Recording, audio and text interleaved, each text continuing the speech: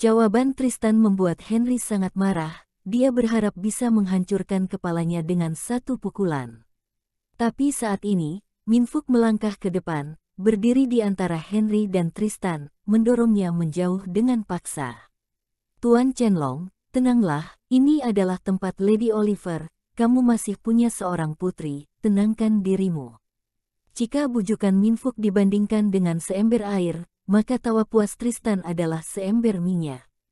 Tawanya penuh dengan kebanggaan bahkan rasa superioritas yang tinggi, yang jelas-jelas dibawa oleh otoritas.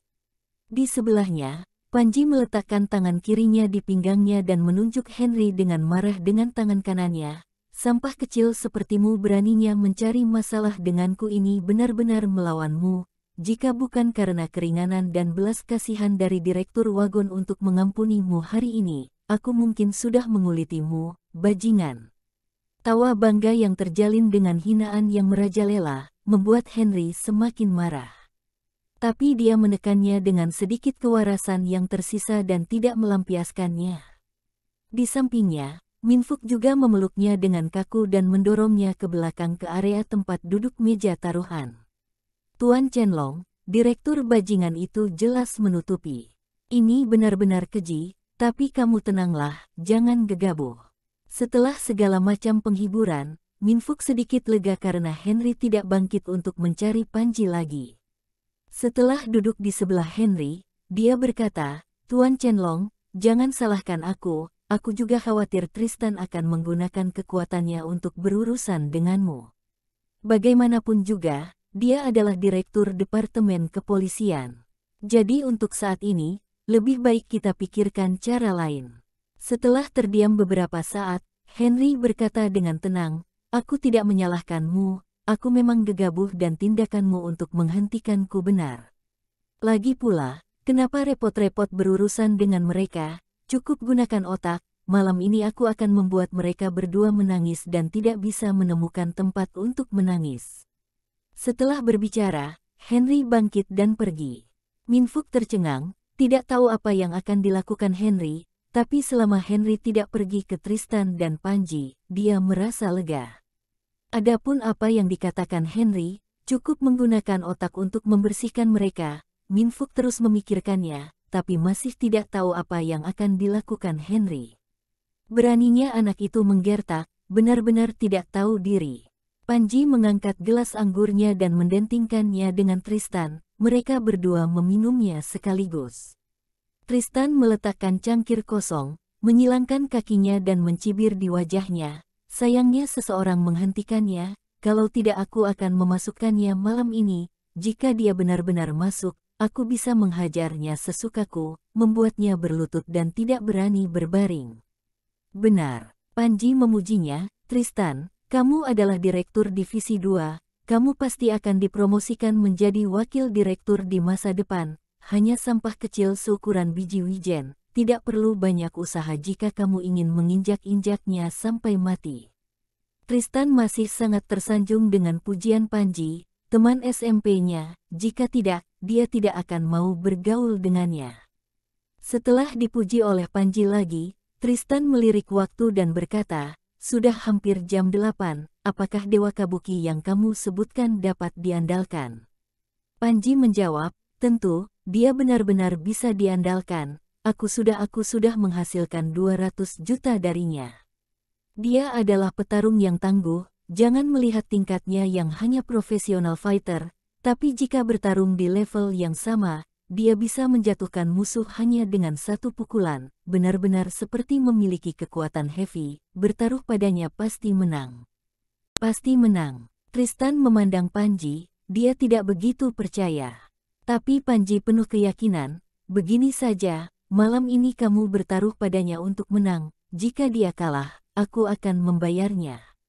Panji berani mengatakan ini, jadi sepertinya ini benar-benar kemenangan yang pasti, membuat Tristan sangat puas. Saat mereka berdua sedang berbicara, seorang staf arena pertempuran melangkah maju dan menyampaikan undangan dengan tulus. Den Sambo, mengingat kekuatan finansial yang telah kamu tunjukkan di arena pertempuran akhir-akhir ini, arena pertempuran secara khusus mengundangmu untuk merasakan perlakuan VIP dan sekarang aku ingin membawamu ke ruangan VIP untuk menikmati berbagai layanan istimewa tamu VIP. Apakah kamu bersedia menerimanya? Kata-kata staf membuat Panji sangat gembira. Dia selalu mendengar tentang undangan pengalaman VIP sebelumnya, tapi dia belum pernah mendapatkannya. Dia tidak pernah mengira akan mendapat kesenangan tak terduga mendapatkan undangan pengalaman VIP hari ini. Tentu saja Maul. Panji bersedia, Tristan tentu saja juga, duduk di area yang sama dengan orang-orang biasa tidak bisa menunjukkan identitas superiornya. Jadi saat berikutnya, keduanya langsung menuju ruangan VIP di bawah kepemimpinan staf.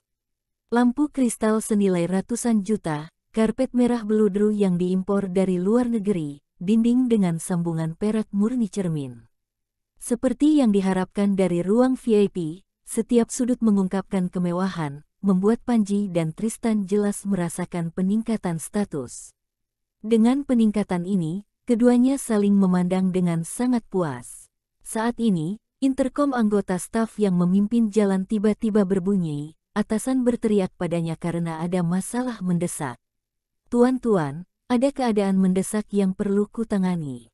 Silakan lurus ke depan dan di sebelah kiri adalah kotak VIP nomor 3. Aku sangat menyesal. Setelah membungkuk meminta maaf, staf pergi. Sikap apa yang dimiliki pelayan ini? Bagaimana bisa dia tidak mengantar kita ke ruangan? Keluhan tetap keluhan, tapi Panji tetap puas karena bisa merasakan perawatan VIP secara gratis. Oleh karena itu, dengan senyum di wajahnya, dia mengundang Tristan untuk melanjutkan perjalanan mereka dan berjalan ke ruangan VIP nomor 3 bersama-sama.